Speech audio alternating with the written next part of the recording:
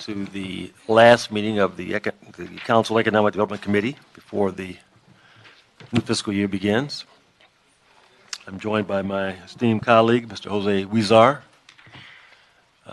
and together we are going to go through this agenda with your approval and involvement and get out of here in a reasonable time. Does that sound fair to everyone? All right. Let's call the meeting to order. Mr. Clerk, do we have any general public comment? No, Mr. Chair. There's no comment? Great. We'll close the public comment. Are there any multiple agenda public comment items? None as well, Mr. Chair. None. Oh, okay. We're moving right along. At the request of Councilmember Rodriguez, we're going to continue item 3, if that's okay. Without objection, that will be the order. We'll take item 4 on consent. Again, no objections, that will be the order. And so what is the first item, Mr. Clerk? The first item is a communication from the mayor relative to the reappointment of Mr. John Veen to the board of the Los Angeles Convention and Tourism Development. Okay. Mr. Veen was unable to make it to the last committee meeting and unfortunately could not make it to this meeting either. So I'm going to send this forward to the council without recommendation. It'll be scheduled for council next Tuesday, July the 3rd, at which point we will be able to hear from Mr. Veen and can make a recommendation on his reappointment. Mr. Huizar, unless there's an objection? No. Okay, cool. Then that will be the order. We'll forward this to the city council with no recommendation. Next item. Item number 2, our last item, is a Workforce Development Board and Economic and Workforce Development Department joint report, and also reports from the City Administrative Officer and the Chief Legislative Analyst relative to the Year 19 Workforce Development Board Annual Plan for Program Year 2018-2019. Okay, our next and last item for today. I think we've got some public comment. Why don't we take the comment and then we'll take the report. First up, Daphne Jacobs, followed by Hypen M. and Bambi Salcedo. Pick a seat, any seat.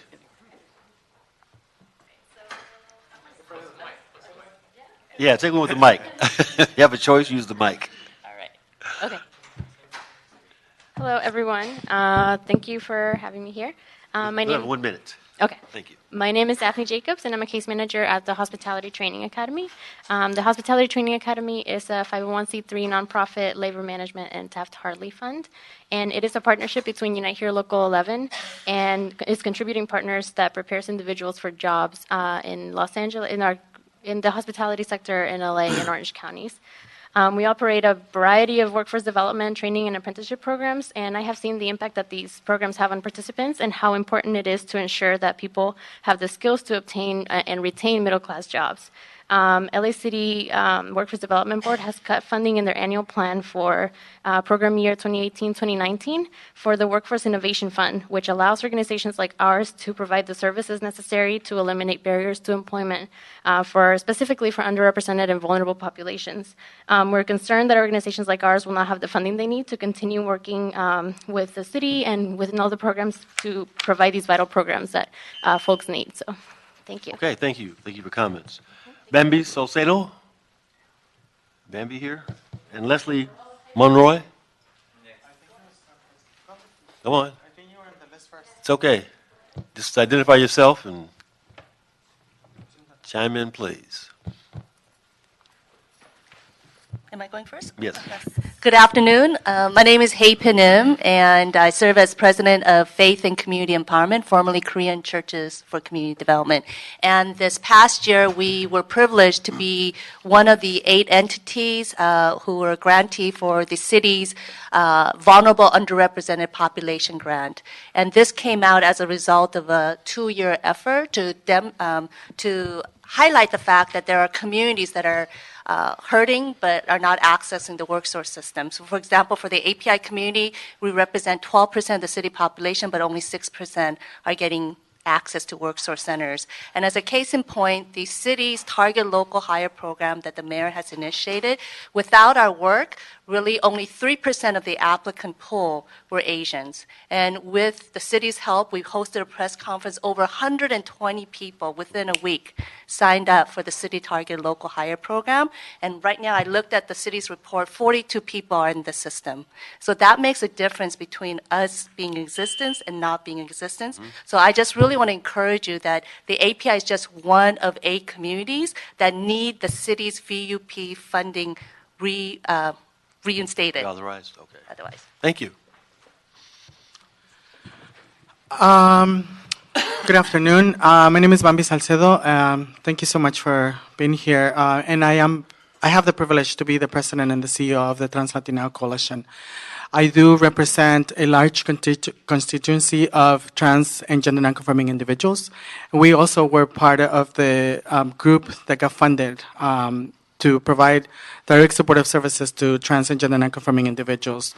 And I'm concerned that, this funding is being reduced, and it's actually, it doesn't make sense that we start something and that the great work that you're doing, that start something and then it gets reduced. It seems like people who are the most vulnerable and people who are the most marginalized are the ones who go first.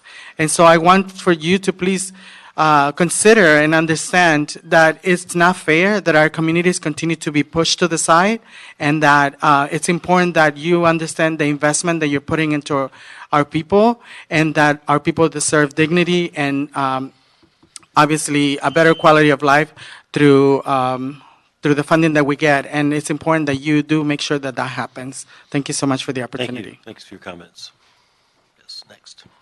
Hi, my name is Leslie Monroy. I'm a Latina transgender woman living with HIV and detected for 20 years, one of the reasons that I live in Los Angeles. I was suffering for housing and discrimination, and one of the things is I work in the non-profit organization, and when I'm looking for research or help, it's a conflict of interest. And this is one of the reasons I'm speaking up, because I have the privilege to have a work. I'm not a sex work, and I have the stigma on, because every time I have applied for housing, is people thinking that I have a life like sex worker. And it's really difficult to prove to them. It's not difficult. It's, for me, difficult the situation that I was living. When I'm looking for services for people living with HIV, I don't qualify, but it's conflict of interest. That's what I'm tired, and I don't know what I have to go. I'm talking with some council members, and like Pilatos, he washed his hands and he sent me to the resource in the community. This is shameful for me. Thank you. Thank you for your comments.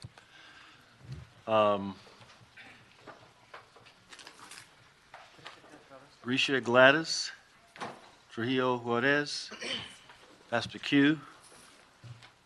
I believe she needs interpretation support. Okay, let's see if we've got any translation today. I mean, I can support, but I'm not sure if. If you don't mind Sure. supporting, no that's, problem. that's fine. Yeah. Muy buenas tardes, mi nombre es Gladys Grecia Trujillo Juárez. Good afternoon. My name is Gladys Grecia Trujillo Juarez. Estoy aquí en Estados Unidos desde 1966 I'm here in the United States since 1966. y pues transcurriendo esos años vengo con la desdicha de quedar homeless. Ever since, I have been, on and off homeless, Y he pedido también ayuda y gracias a Trans-Latina Coalition and I have requested support, and thanks to the Trans-Latino Coalition, he tenido un lugar donde estar, donde vivir, I have been able to have a place to stay and to live. pero las condiciones que me aportan tanto como mi condición migratoria But está, because of the situation, the migration situation that I'm currently in, gracias a Dios estoy bien con todos mis documentos, únicamente no me pudieron aceptar y esa es la carta. I'm okay with my immigration documents, but unfortunately, I was not able to be accepted on a program where I was at, and I was discharged, and I have a letter to prove it. Okay, thank you. Muchas gracias. Do you want to keep that letter for your records? or- We can collect the letter and pass it on, yes. Thank you for your comments. Thank you. Hi, my name is Madeline Ambrosini, and I am the Peer Support Navigator for the Workforce Development Program we have at Trans-Latina Coalition. Funding for workforce development is needed because at this moment we have hundreds of trans individuals turning to sex work because of the daily discrimination from jobs refusing to hire them. As a ex-sex worker who turned her life around and I had to struggle to get normal work and dealt with discrimination at workplaces, thanks to Trans-Latina Coalition, I now have a stable job and I can now be of help to my community, so your funding is critical in helping the trans community. It is important that you continue funding programs that are beneficial and life-saving because they truly help save lives. I didn't learn how to do a resume until I was 20-something years old because of being transgendered and having to deal with that. My people, they need education in everything that's work-related because we are uneducated in things like having an interview, sitting down with someone, being comfortable enough to represent ourselves. So these programs really do help our people. And I've only been working there for a week, and I've been seeing a lot of people coming to me needing these programs. So if you cut them off, it would be a horrible situation. I would really appreciate it for you guys to keep funding these programs. Thank you. Thank you. Thanks for your comments. Okay, Red. Pastor Q. Jean-Marie from the Church Without Walls, Skid Row, and also from Clergy and Laity United for Economic Justice. When we talk about public safety in our communities, oftentimes we always hear about law enforcement, and we are quick to fund law enforcement, but we have been reimagining public safety in our communities. And one of the things we talk about is the need for jobs, for better jobs, for higher paying jobs, living wage jobs, in order to deal with some of the issues that we have in our communities, right? We have a lot of people who have lost their lives, even in the city of Los Angeles, in the county of Los Angeles. 800 people died on the streets last year, right? We just had the UN in Skid Row. And 2,000 billionaires in the world, 25% of them here in the United States, billion and 1% makes $175,000 an hour. We need these programs, and we need to put money into this rather than law enforcement. Thank you, Pastor. Appreciate your comments. Yolanda Andrews, Sarah Kill, and Bob Farrell.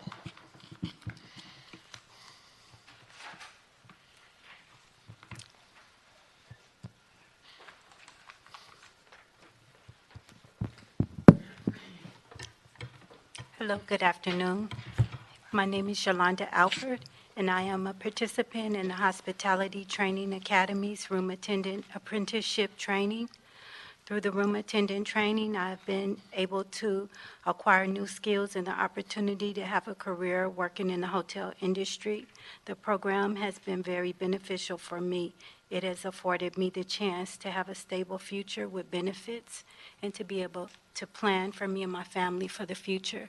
And as an African American, I believe it's important for this particular program so that we can have more employment in that particular area. How long have you been in the program? For about 5 weeks. It took about 5 weeks. Mm-hmm. Okay, good. Anything else? Yes, I really enjoyed the program. I learned a lot of skills. I learned how to be very detailed and how to pay attention to what's really important for the guest and how to meet the needs of the guest. Mm-hmm. I enjoy working with the community and with people. My former job was in the medical field, so this was a big change for me. And like I said, I've enjoyed it. Okay, well, thank you. Thank you for your comments. Thank you. Ms. Gill? Hi. Right now, I'm an intern at Faith and Community Empowerment. I'm an intern, and today's actually my second day. And the first day I learned about was the Workforce Center, and I didn't know anything about it. And as a Korean American, I've had a few jobs, but the jobs that I didn't know that there's these kind of programs and initiatives that could help me better myself. And I would love for to have more awareness on these grants. Like we should have, as Asian people, we're not we're very, people think we're very silent, but we're unheard of, and we need awareness. And I want the government to help us, and so that we could find jobs and become better of ourselves. And we're the future, and we need help, and it would be more better if people. Okay, thank you. Thank you for your comments. Former Councilman Robert Farrell. Councilmember Price, Councilmember Huizar. My name is Robert Farrell, former member of the City Council, and today, as a matter of faith at this point in my life, I've been working with Clergy and Laity United for Economic Justice in doing a variety of things to just upgrade the quality of life and opportunity for disadvantaged people in our city. Most recently, I've been working with the Hospitality Training Academy in assisting in putting on information sessions on behalf of skills training and apprenticeship programs in the South Los Angeles part of the city of LA. Council District 9, with the assistance of your aide, Mike Castillo, in working from your office in one innovative approach to do outreach. The second in working in the northern part of CD15 in Councilman Buscaino's office. We understand the difficulties and challenges of a new organization like HTA coming in to get a place in the structure of the programs that the city does under its workforce development board activities. And we would hope that as the program moves forward and you all continue to deliberate, there might be a way that you can see fit to ask that the board come up with an action plan to address our needs. It is a new organization. We're new in dealing with City Hall and the administrative process. And as you've heard from some of the witnesses here, we're new people in this city process. So we'd just like to ask the consideration of the committee and the council, given the fact that we're newbies, but we have a guaranteed product, men and women, as you've heard from today, and we have a market in the hotels and the restaurants of this city waiting for them to finish their courses of work for employment. Okay, thank you. Thank you, Councilman, for your comments. And thank all the witnesses for being here today and sharing with us your concerns. We appreciate it. Are there any other public comments? No, Mr. Chair. Mr. Clerk, okay, that will close our public comments. Let's ask EWDD, CAO, CLA to come to the table. I've heard some very compelling testimony from individuals concerned that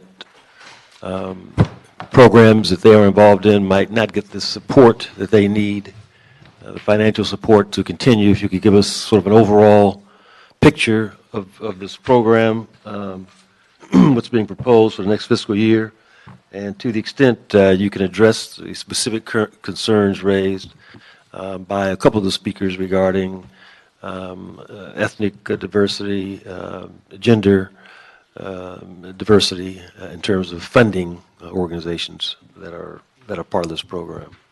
So I don't know who'd like to begin. Good afternoon, Shafi Amir from the CEO's office. What I can do is just quickly introduce a brief minor correction we need to make, and then instead of the usual overview that I give, which is very brief, we could address the issues that you've raised and have the department address those. So let me just do that really quickly. Before you is the Cio Report, and we have just a minor correction in recommendation number 3, and I'll just read it, and I will assist the city clerk and give it to them as well. We just need to revise the years that are listed in recommendation 3 on page 8 of the Cio Report, and I'll read the corrected revised recommendation. Number 3, find that it is beneficial to the city and therefore more feasible for EWDD to execute contracts with the service providers listed in the year 19 WDB annual plan effective June 30th, 2018 to June 30th, 2019, subject to city attorney review and approval as to form and legality and compliance with city contracting requirements. And so then I can turn it to the department who's here, EWDD, to address some of the issues that have been raised as well. Good afternoon, Robert Science, Assistant General Manager for Economic and Workforce Development Department. Very specifically, the vulnerable populations was an initiative that we created 2 years ago that funded 8 agencies that were very specific populations that were not felt fully represented inside the WorkSource system. So it was everything from folks in South Los Angeles to transgender, as you heard, Latina transgender to be specific, to women in non-traditional agencies. The pilot was designed for these 8 agencies to work very specifically with these particular populations and to funnel them into the workforce centers. The total population served of the 8 was a little over 300 individuals, and because most of these agencies were new to the city contracting process and were not necessarily large agencies, it did take a while for the startup to the program to actually take root. In the last few months, many of the agencies have done an extraordinary job, and you did hear some of that results. So we felt that that was a great investment in the Is the program going to continue on? So right now we do identify $250,000 to continue the program for the first quarter. One of the issues that we have that we Previous contractors? Right. The plan is that we would go out to procurement for those 8 agencies, and of that procurement in that first quarter, we'll award the first $250,000. The plan, long-term plan, is actually working to identify other resources that can actually be utilized for this particular population. One agency, as an example, was LGBT Center. That was one of the 8 populations. We were able to co-fund them through Measure H dollars. And now, in partnership with UCLA, we have a very robust program with LGBT Center that was made possible by identifying additional dollars. There's 2 major bills up at the that will be coming through the governor's office. That one identifying for reentry offenders, and the second focusing on vulnerable populations. So we're hoping as those roll out through the year that we could actually connect those resources to these entities here via our workforce centers. So the intent is that these organizations would continue programs for the first quarter, and then an RFP would be created that will go out. Well, let me speak to that, Mr. Greg. Chair. Yeah. Greg Irish, Workforce Development Board. As Robert said, there's $250 reserved in the Innovation Fund to continue this. We'd have to go through some sort of procurement. We wouldn't guarantee the same providers because we have to look at performance. That's always something we look at, but we'll have to procure. The intent is for the board to meet sometime in July and come up with some recommendations as to continue this. Robert was partly correct about what's coming. We're talking about a $72.4 million plan that's before you. We had to scrape to balance this plan. Is that larger than ever, or about the size of the last couple of years, or where is it? We've been losing money every year. We've been losing money every year. The base of our plan, of course, the foundation on which it's built is Workforce Innovation and Opportunity Act funds. Those are federal funds. This year, we're actually experiencing, a $1.5 million cut. Last year, we had a cut. The current year, we had a cut.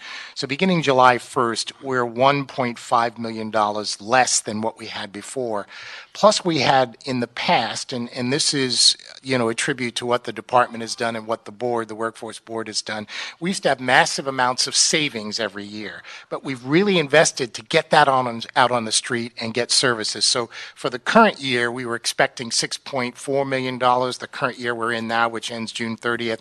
Next year, we're only expecting savings of 3.2. So we've gotten most of the money out. We've gotten people served. So we're in the whole 1.5 million. We keep losing money.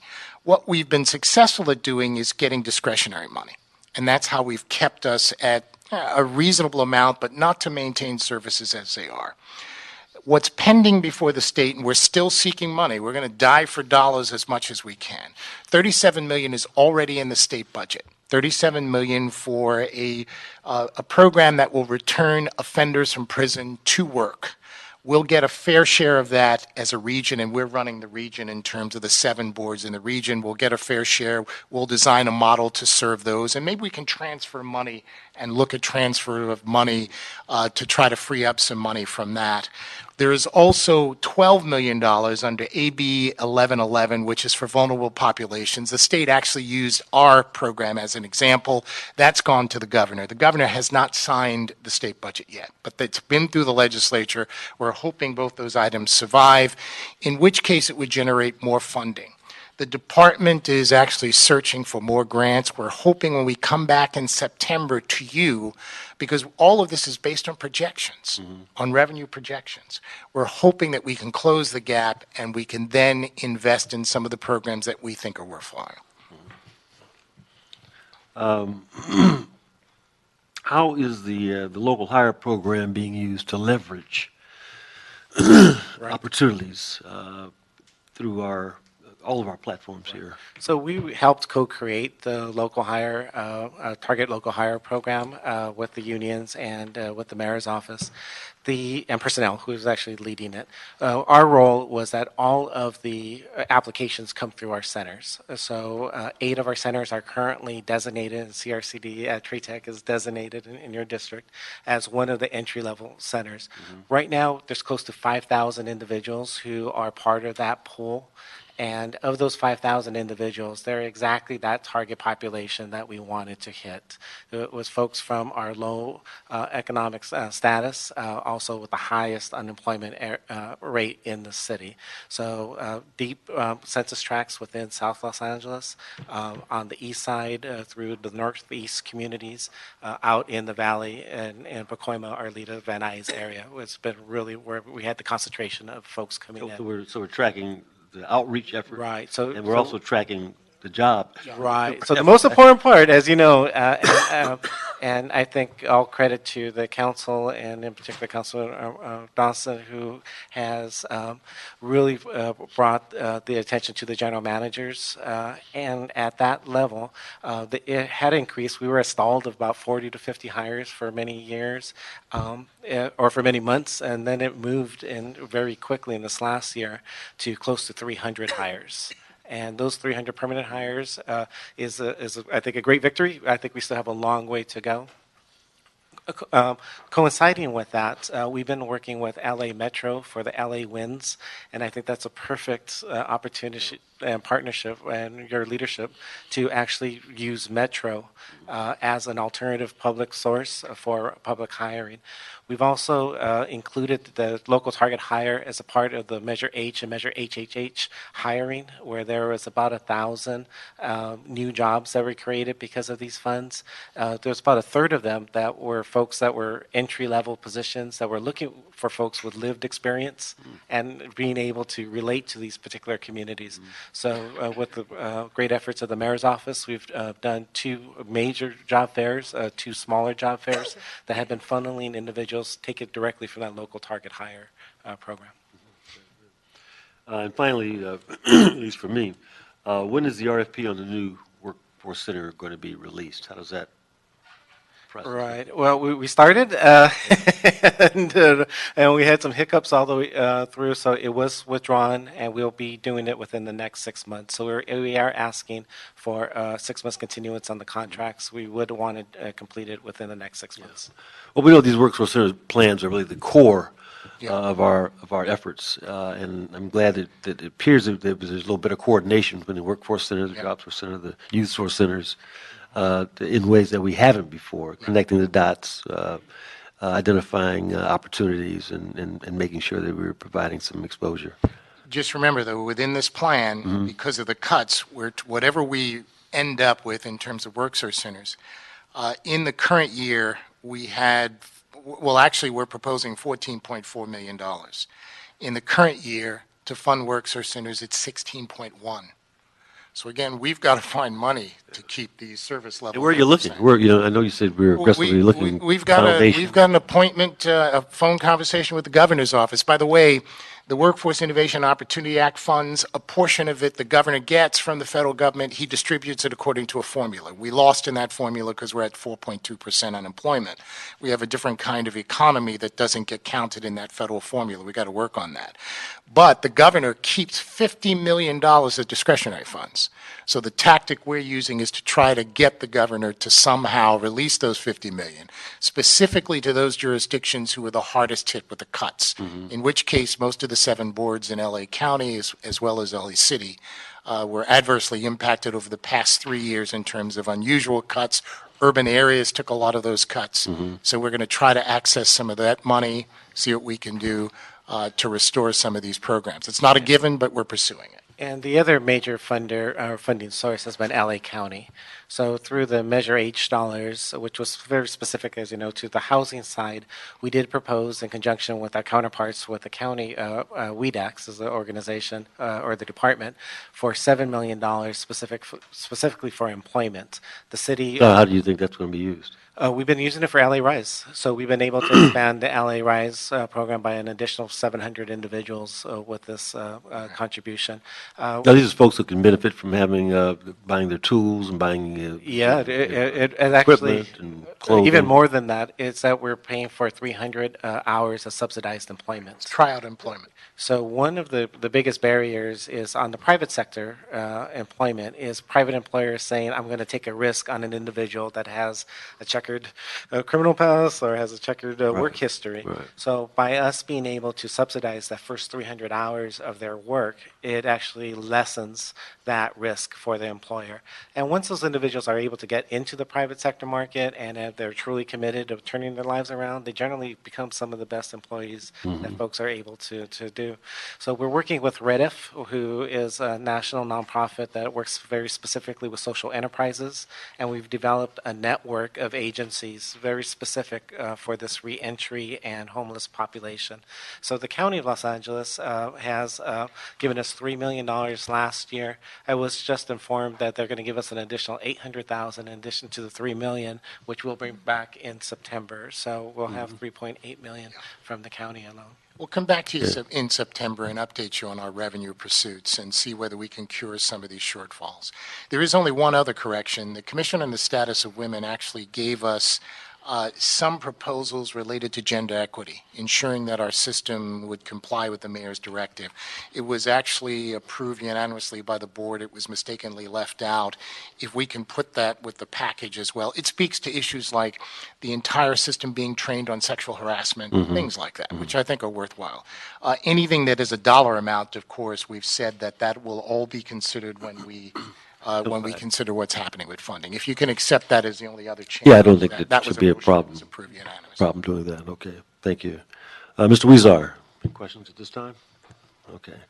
Well, thank you for the report. This is an exciting program, an important program for the city and for these communities that are impacted, and individuals who are living in these communities who are able to take advantage and benefit. So without any objection, we're going to approve the CAO's recommendations and the CLA's recommendations, and we're going to instruct EWDD to work with the mayor's chief procurement officer on the RFP, on the WorkSource RFP. Again, just making sure that we're covering all the bases. That's great. And we're not recreating the wheel when we don't have to. But unless there's some objections, then those will be the orders, those three items. As well as the amendment made by the CAO. As well as the amendment made by CLA, yes. And there's an additional amendment that's requested by Commission on the WDD. Status of Yeah. Women. And in addition to Okay. the addition. Yeah, without objection, that will be the order. I appreciate it. Thank you. Thank you. Mr. Clerk, any other business before us at this time? No, Mr. Chair. Seeing none, this meeting is adjourned. Thank you. Thank you, sir. Thank you.